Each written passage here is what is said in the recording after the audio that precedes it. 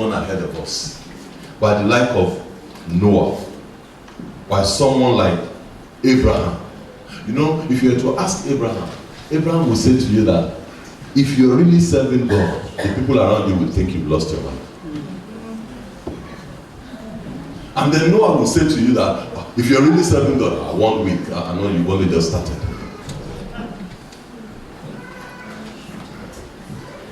Amen? Amen. But there's one thing that is certain. If you obey God, the world will think you have gone crazy. Why? Because God's ways are not your ways. If you obey God, they will think something is not right.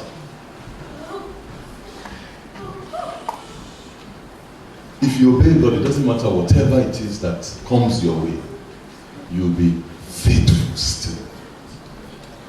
Amen. You know, when I look at the story of Joseph, particularly when Potiphar's wife fancied Joseph, you know, Joseph could have said, wow, you know, if the wife of the house fancied the guy, Joseph could have said, well, maybe this is how God wants to deliver me from this slavery thing. Because let me share something. You know, he would have been eating the best food in the house if he agreed. Are you with me? The best food would have been reserved for him. But guess what? Joseph said something. He says, I will not do this wicked thing. Against who? God. Amen. Because he had the opportunity. You know, in fact, if he had gone ahead with Potiphar's wife would have put in a good word with her husband and said, this boy is really hardworking. Let's release him. In fact, let's set him up. Let's set up a business for him. Let's build a place. This guy is really hard. When you are gone, he's working very hard. Let's just build a house for him. And Joseph would have thought maybe that is a way for me to gain freedom. But he turned and said, I will not do this thing against God. Cloud of witnesses. You want to talk about Moses? You want to talk about Samuel? You want to talk about David? A cloud of witnesses. So what those guys will be saying to you is that don't be discouraged. Don't give up. Amen? Amen. In other words, be prepared. In fact, if you look at that scripture, it says, let us throw off everything that hinders and the sin that so easily entangles us, and let us run with perseverance, with endurance, the race marked out for us. There are certain things that can hinder the race, and the Bible is saying here that we need to cast them aside.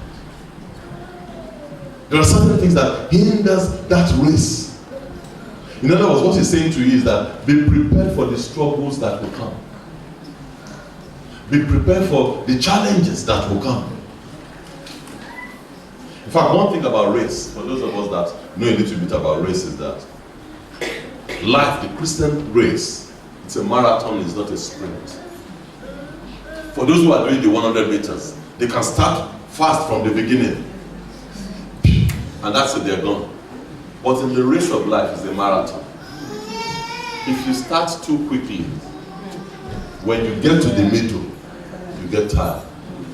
So in this race of life that we're talking about, you pace yourself. In fact, it's at the end that you need the energy. Amen? That's why when you're watching those marathon runners, it's at the end that they really need that energy. Amen? That's why someone like Paul will say that he has run the race. And he has done what? He has finished well. Amen? Why? Because life itself, it's like a race. 2 Timothy chapter 4, from verse 7. He says, I have finished the race. I have kept the faith. Now there is in store for me the crown of righteousness, which the Lord, the righteous judge, will award to me on that day. And not only to me, but also to all who have longed for his appearing. Amen. So in this Christian race, there's a way to run it. In fact, like I said earlier, your race is different from my own. So don't compare your race to mine. Amen. There's a race that God has set for you. Amen. But principally in this race, apart from the cloud of witnesses that we have, there's something the Bible says. It says we need to fix our eyes on Jesus. The one that will finish that race successfully will not be distracted. It will not be the one that is looking left and right and back and center. No, the Bible says looking unto Jesus, the author and the finisher of our faith, who because of the joy that was set before him, amen, the joy that was set before him, the joy has not yet come, but because of the joy that was set before him, the Bible says he endured the cross, he despised the shame. He didn't say he enjoyed it. The Bible says he endured the cross. Amen. And that's why we looked at the scripture earlier. It says, if I was persecuted, you too will be persecuted. So when you're persecuted at your workplace, hold on. When you're persecuted in your neighborhood, hold on. Maybe in your colleges or your universities, when you're persecuted, hold on. Amen? It's a race that you are in. And there are certain things that comes with that race. Jesus was opposed. Jesus was persecuted. Yet he stayed the course. He ran the race. He paid the price. Amen? The honest truth is it's easy to give up. In fact, it's easy to just pack it in. But the honest truth is, the one that will win the crown will have to hold on. It won't be the one that will just keep getting distracted. That's why it says the only person you need to focus on is Jesus. You need to run the race with patience. Don't lose heart. Don't be discouraged. Don't quit. Just keep running.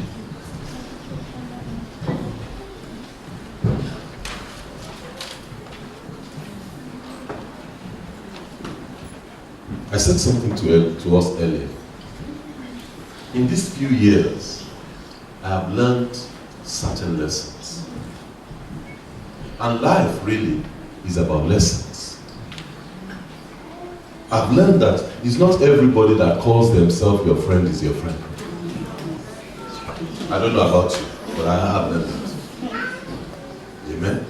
I've also learned that it's not everybody that wants you to make it above them.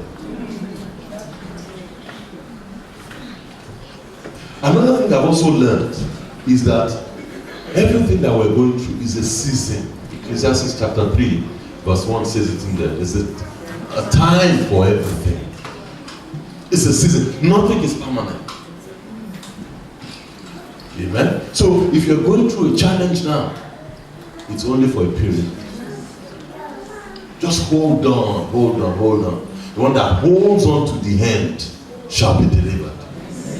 A lot of times, what happens is that we give up. In the clip we watched, the guy has no business finishing that race. He was injured. But he continued until he finished. He did not quit. Amen? Another thing I've also learned in life, in this my short period, I'm very young, in just these few years, what I've learned is that people's opinion about me does not matter. Jeremiah 29 verse 11 says, I know the thoughts that I have towards you. Thoughts of good. To give you a good future. But guess what? We're just so concerned about how people feel about us. We hold on to people's opinions so much in a way that we displease God. Some of us, even in our dressing, we dress so that when I get there, they will agree. You know how they say it in Yoruba? Yeah, wagwa. Do you understand? Wagwa. You dress for other people sometimes. People's opinion. It should really be about God. Amen. He's the only one that has good plans for you. Another thing I've learned in this little few years is that, you know, not all the things that I try to put in, all my plans, all my aspirations, they don't all come to pass. I might have good plans, but I've learned that not every plan that I have goes well. But there is one thing that I also know. The Bible says, many are the plans of a man, but the counsel of the Lord, it will stand. So because of that, I now realize that all I need to do is just ask that the will of God be done in my life. Amen. As we bow our heads this morning, there is a race that every single one of us are in. And like I said earlier, it's not how you start the race that matters. It's how you end the race. As you bow your heads this morning, you're just going to pray to God that, Lord, help me to finish this race well. Because it is the end that matters. The Bible says the race is not to the swift. It's not how quick, it's not how fast. Amen. But the grace to finish well, that's what you need to ask for this morning. Just begin to speak to the Lord. Lord, in this race of life, let me finish well. Persecution and challenges will come. But the Bible says you are to focus on Jesus, the author and the finisher of your faith. Don't quit. Don't lose heart. Don't be discouraged. Quitters don't inspire anyone. Nobody takes encouragement from those who quit. In fact, you don't even remember those who quit.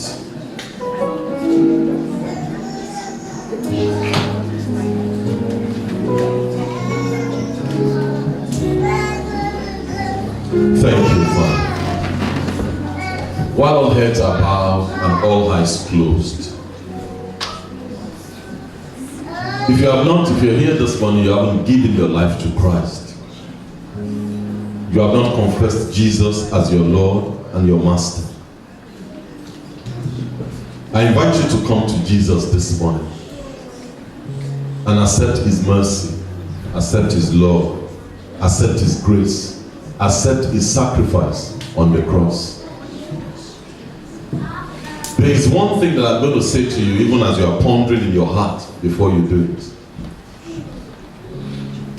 That the fact that you are accepting Jesus does not mean that everything will be rosy. The Bible says, many are the affliction of the righteous, but the Lord will deliver from them all. There is an assurance that whatever it is able to deliver you. And that is what He promised. So if you're here this morning, you want to give your life to Christ, all heads bowed, all eyes closed, can you please just wave your hands to me? I just want to see the hand. You haven't confessed Jesus as your Lord, and you want to accept Him as your God this morning. Thank you, Father. In Jesus' name. Everlasting Father, we just want to say thank you. Lord, we thank you for your word. We ask, Lord, that your word will commend us. It will not condemn us. In the name of Jesus. Lord, we thank you for a heart that is receptive to your word. In the name of Jesus. Lord, having put our hands to the plow, the grace not to give up, Father, release upon us. In the name of Jesus. We bless you. Thank you, Father. In Jesus' name we pray.